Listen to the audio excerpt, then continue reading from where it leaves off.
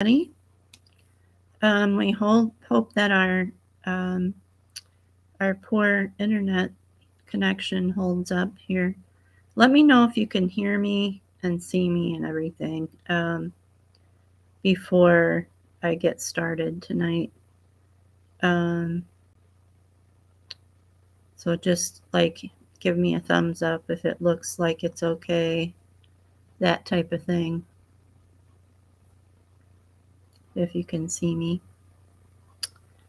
So we're going to put a few addresses up here before we get started. We're going to put up my Whatnot profile for you, and in hopes that you will come and join us over at Whatnot, because it is a really fun time over there, and there's lots of fun stuff that's going on.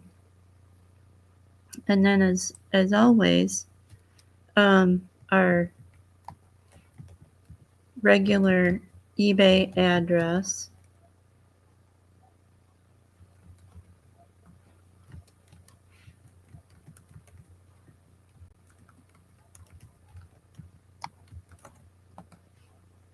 Rare and antiquarianbookfinders.com. And then we also have another store in eBay that's non-book, although there's a few like paperback things in that. But let me get that up here too for you real quick. And then we'll get started reading in just a few minutes. So I have been gone for a while. My daughter got married, and we've been moving the materials that I work with at the library. They're in the process of getting moved to the building next door, which is an office space that the library has decided to use for these materials. And so wherever they go, I go. So that's why I'm moving over here too. The reason being that they're wanting to do some work on the library, and which is much needed, very much needed. And so that is why we're moving. So we've got grants and everything. We just don't have the money yet, but it'll come eventually. So so if you can hear me and everything, let me know, guys. For you, those of you on Instagram, let me know if you can hear me.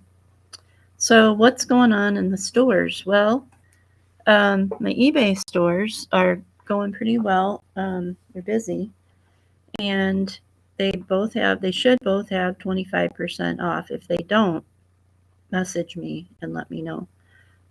But they should have 25% off. And the links are in the comments here if you want to visit those. And I'm on Whatnot now. Every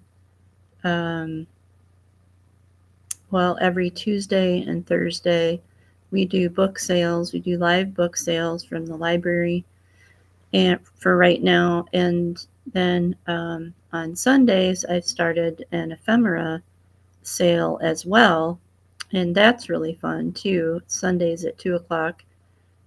It's been pretty good so far. People like it, and it's going well. We're steadily building up our followers on Whatnot, and so that's going pretty well.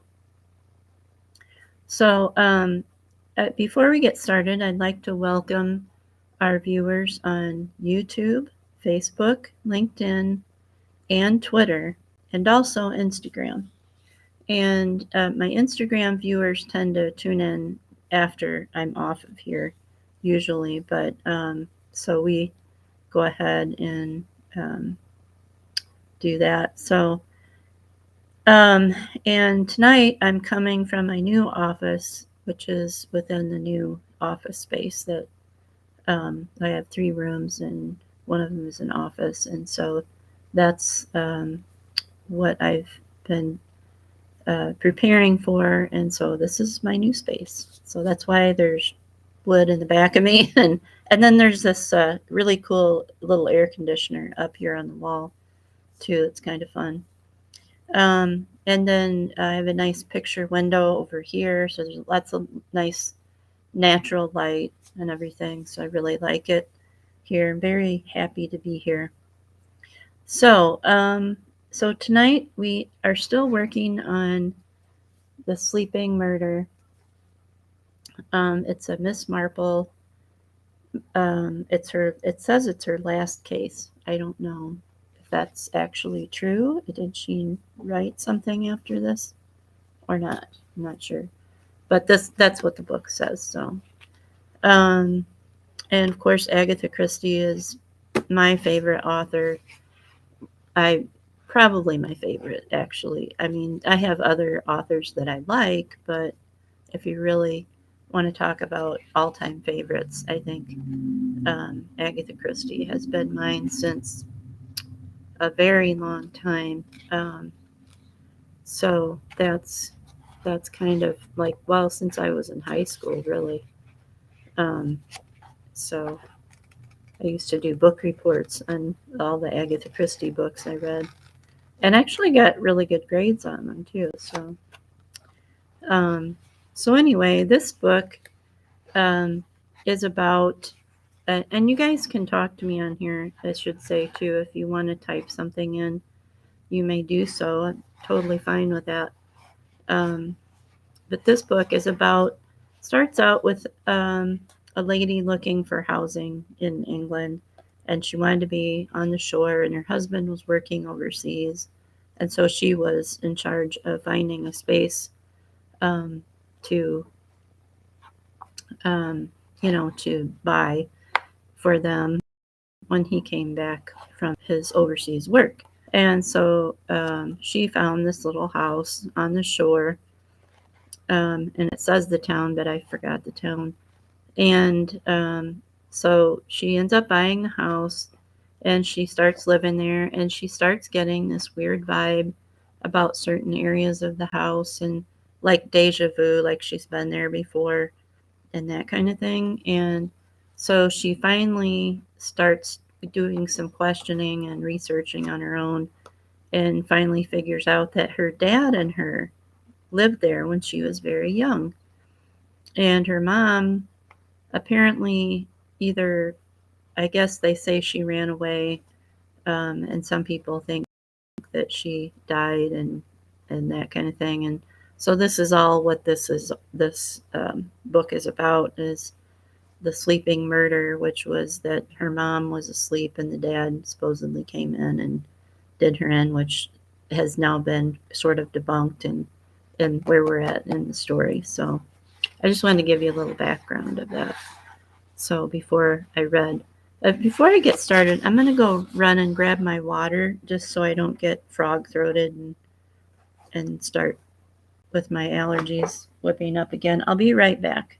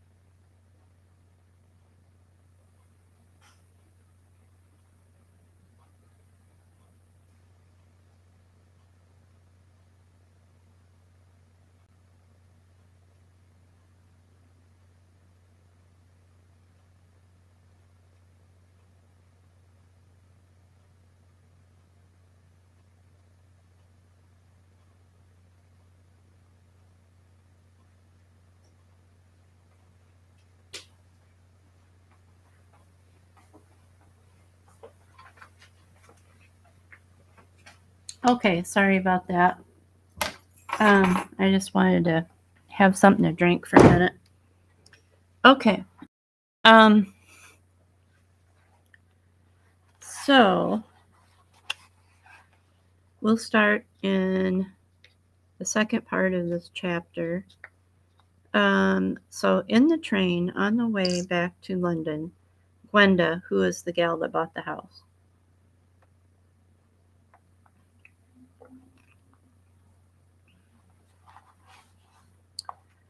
Gwenda took out the shabby little black book and began to read. She opened it at random. Kevin Halliday had written, I suppose Dr. Wallace know their business. It all sounds such poppycock. Was I in love with my mother?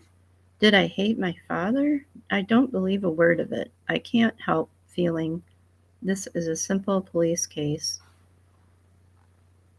Criminal court, not a crazy, loony bin matter. And yet, some of these people here, so natural, so reasonable, just like everyone else, except when you suddenly come across the kink.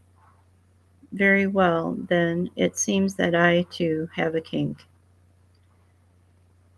I've written to James, urged him to communicate with Helen, let her come and see me in the flesh if she's alive. He says he doesn't know where she is. That's because he knows that she's dead and that I killed her. He's a good fellow, but I'm not deceived. Helen is dead. When did I begin to suspect her? A long time ago, soon after we came to Dilmouth. Her manner changed. She was concealing something. I used to watch her. Yes, and she used to watch me. Did she give me drugs in my food? Those queer, awful nightmares? Not ordinary dreams, living nightmares. I know it was drugs, only she could have done that. Why? There's some man she was afraid of. Let me be honest, I suspected, didn't I, that she had a lover. There was someone, I know there was someone, she said as much to me on the boat, someone she loved and couldn't marry. It was the same for both of us. I couldn't forget Megan. How like Megan little Gwenny looks sometimes. Helen played with Gwenny so sweetly on the boat. Helen, you are so lovely, Helen. Is Helen alive? Or did I put my hands around her throat and choke the life out of her? I went through the dining room door and I saw the note propped up on the desk, and then all black, just blackness. But there's no doubt about it, I killed her. Thank God Gwenny's all right in New Zealand. They're good people. They'll love her for Megan's sake. Megan, how I wish you were here. Now, Megan would have been Gwenny's mother that had already passed away. It's the best way, no scandal, the best way for the child. I can't go on, not year after year. I must take the short way out. Gwenny will never know anything. All about this. She'll never know her father was a murderer. Tears blinded Gwenda's eyes as she read this. She looked across at Giles, sitting across from her, but Giles' eyes were riveted on the opposite corner. Aware of Gwenda's scrutiny, he motioned faintly with his head. Their fellow passenger was reading an evening paper. On the outside of it, clearly presented to their view, was a melodramatic caption. Who were the men in her life? Slowly Gwenda nodded her head. She looked down again at the diary. There was someone. I know there was someone. And then the next chapter is called The Men in Her Life. So this probably goes into Helen's life. Thinking Helen is the stepmother. Let's see. Let's read through there. Yeah, let's read to the next part and then we'll probably stop. Miss Marple crossed the sea parade and walked along Fore Street, Fore Street, turning up the hill by the arcade. The shops here were the old-fashioned ones: a wool and art needlework shop, a confectioner, a Victorian-looking ladies' outfitter, and draper, and others of the same kind. Miss Marple looked in at the window of the art needlework shop. Two young assistants were engaged with customers, but an elderly woman at the back of the shop was free. Miss Marple pushed open the door and went in. She seated herself at the counter, and the assistant, a pleasant woman with gray hair, asked, "What can I do for you, madam?" Miss Marple wanted some pale blue wool to knit a baby's jacket. The proceedings were leisurely and unhurried. Patterns were discussed. Miss Marple looked through various children's knitting books, and in the course of it discussed her great nephews and nieces. Neither she nor the assistant displayed impatience. The assistant had attended to customers such as Miss Marple for many years.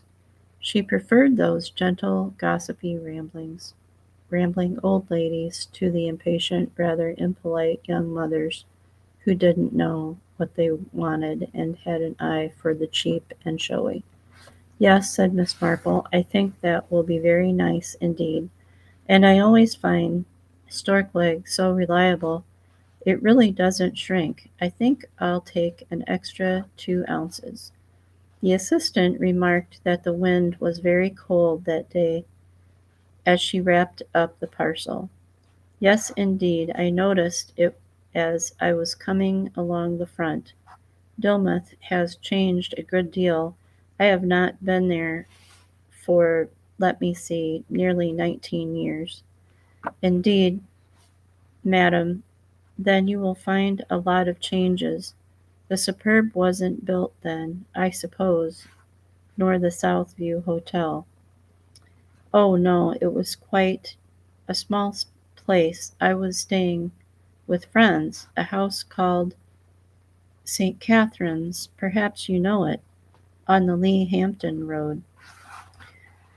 But the assistant had only been in Dilmouth a matter of 10 years. Miss Marple thanked her, took the parcel, and went into the draper's next door. Here again she selected an elderly assistant. The conversation ran much on the same lines, to an accompaniment of summer vests. This time the assistant responded promptly. "That would be Mrs. Findison's house. Yes, yes, though the friends I knew had it furnished, a Major Halliday and his wife and a baby girl." "Oh, yes, madam. They had it for about a year, I think. Yes, he was home from India. They had a very good cook. She gave me a wonderful recipe for baked apple pudding, and also, I think, for gingerbread. I often wonder what became of her." "I expect you mean Edith Paget, madam. She's still in Dilmouth. She's in service now at Windrush Lodge." "Then there were some other people, the Fanes, a lawyer, I think he was. Old Mr. Fane died some years ago. Um, young Mr. Fane, Mr. Walter Fane, lives with his mother. Mr. Walter Fane never married. He's the senior partner now."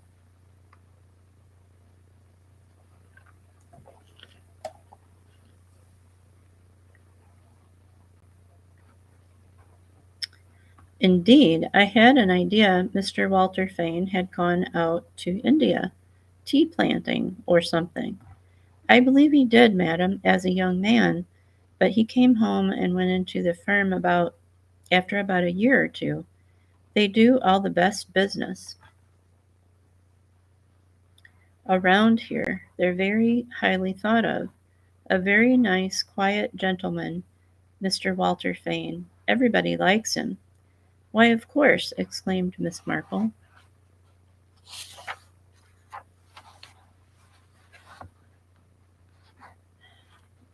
He was engaged to Miss Kennedy, wasn't he? And then she broke it off and married Major Halliday. That's right, madam. She went out to India to marry Mr. Fane, but it seems as she changed her mind and married the other gentleman instead. A faintly disapproving note had entered the assistant's voice. Miss Marple leaned forward and lowered her voice. I was always so sorry for poor Major Halliday. I knew his mother and his little girl. I understand his second wife left him, ran away with someone. A rather flighty type, I'm afraid. Rather flibbert, flibberty gibbet. I can't say that very well. She was, and her brother, the doctor, such a nice man, did my rheumatic knee a world of good. Whom did she run away with? I never heard. That I couldn't tell you, madam. Some said it was one of the summer visitors, but I know Major Halliday was quite broken up. He left the place, and I believe his health gave way. Your change, madam? Miss Marple accepted her change and her parcel. Thank you so much, she said. I wonder if Edith Paget, did you say, still has that nice recipe for gingerbread. I lost it, or rather my careless maid lost it, and I'm so fond of good gingerbread. I expect so, madam. As a matter of fact, her sister lives next door here, married to Mr. Mountford, the confectioner. Edith usually comes there on her days out, and I'm sure Mrs. Mountford would give her a message. That's a very good idea. Thank you so much for the trouble you've taken. A pleasure, ma'am, I assure you. Miss Marple went out into the street. A nice old-fashioned firm, she said to herself, and those vests are really very nice. So it isn't as though I had wasted my money. She glanced at the pale blue enamel watch that she wore pinned to one side of her dress. Just 5 minutes to go before meeting those two young things at the Ginger Cat. I hope they didn't find things too upsetting at the sanatorium. And that's where I'll stop for the night. And then we'll resume next Monday. I'll try to get here as close to 7:30 as I can. But I still don't. I've got a few things that I have to move over here in order to have things uh, the way I want them, so I can just like stay here through on Mondays and work on stuff. Um, so anyway, I just wanted to thank y'all for coming by and being patient with me and being on here with us and everything. I hope this came through okay. My internet is very poor in here, so I hope that it came through okay for you. So we will continue on next Monday. As always, visit our eBay stores, and if you like community and fun, join us for our live auctions. The address is in the comments. It does not cost anything to sign up, and most of the things that I'm selling over there are library related, and we have fun at our auctions and walk around and look at books all night inside our library, and it's really fun. People like it, and so I hope you come and join us. All right, I guess we will sign off for the night. I hope you have a great week, and I will see you next Monday. Bye.